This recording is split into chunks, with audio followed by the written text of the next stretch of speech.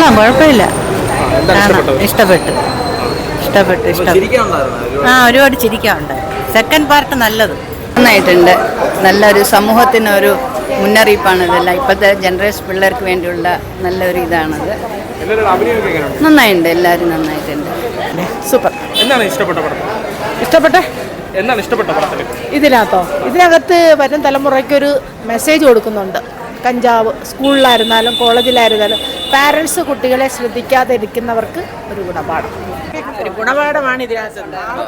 നല്ല രസമുണ്ട്. ആദ്യം ഒന്നും ചിരിക്കായില്ല, പക്ഷെ ഇന്റർവ്യൂവിന് ശേഷം അടിപൊളി മെസ്സേജാണ്. പറയാതിരിക്കാനില്ല. അമ്മമാർക്ക് മാത്രമല്ല, കുഞ്ഞുമക്കൾക്കൊക്കെ എല്ലാവർക്കും ഒരു മെസ്സേജാണ്. കോളേജിൽ പോകണത് എന്തൊക്കെയെന്നൊക്കെ അവർക്ക് മനസ്സിലാക്കാൻ പറ്റുന്നുണ്ടല്ലോ. ഗുണപാഠം തന്നെ. സെക്കൻഡ് ഹാഫ് ആയിരുന്നു, നല്ലതുപോലെ ചിരിക്കാനൊക്കെ ഉണ്ടായിരുന്നത്. ഷൈൻ ടോം ചാക്കയുടെ അഭിനയമായിരുന്നു, ഒരു രക്ഷയില്ലാത്തത്. കാരണം എന്ന് വെച്ചാൽ പുള്ളിക്കാരൻ അങ്ങ് അഴിഞ്ഞാടുകയാണ് കോമഡിയിലൊക്കെ. പിന്നെ നമ്മുടെ യൂട്യൂബ് താരം ശ്രീനാഥ് വെട്ടിയാർ അടിപൊളി. അയ്യോ, പുള്ളിക്കാരനെ പറയണം, നല്ല ടാലൻ്റ് ഉള്ള ഒരു വ്യക്തിയാണ്. സൂപ്പറായിട്ടുണ്ട്. നല്ല പടമായിരുന്നു. Second half നന്നായിട്ടുണ്ടായിരുന്നു. എന്റർടൈൻമെന്റ് പടം. അടിപൊളി സിനിമ. സെക്കൻഡ് ഹാഫ് അടിപൊളിയായിരുന്നു. അടിപൊളിയാണ്. സെക്കൻഡ് ഹാഫ് എന്ന് പറഞ്ഞാൽ കുറേ ചിരിക്കും. മെസ്സേജ് ഉണ്ട്. ഡ്രഗ്സിനെ കുറിച്ചിട്ടുള്ള ഇതാണ്. ഫാമിലി വാച്ചാണ്.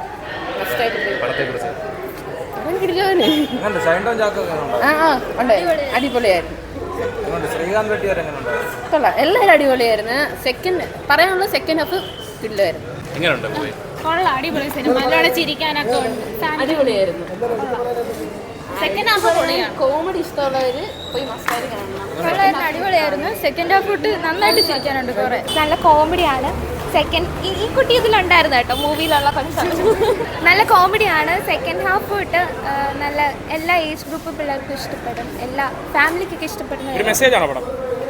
ഡ്രഗ്സിന്റെ യൂസേജും അതുകൊണ്ടുണ്ടാവുന്ന ആഫ്റ്റർ എഫക്ട്സിനെ പറ്റിയൊക്കെ ഇതിനകത്ത് പറയാം.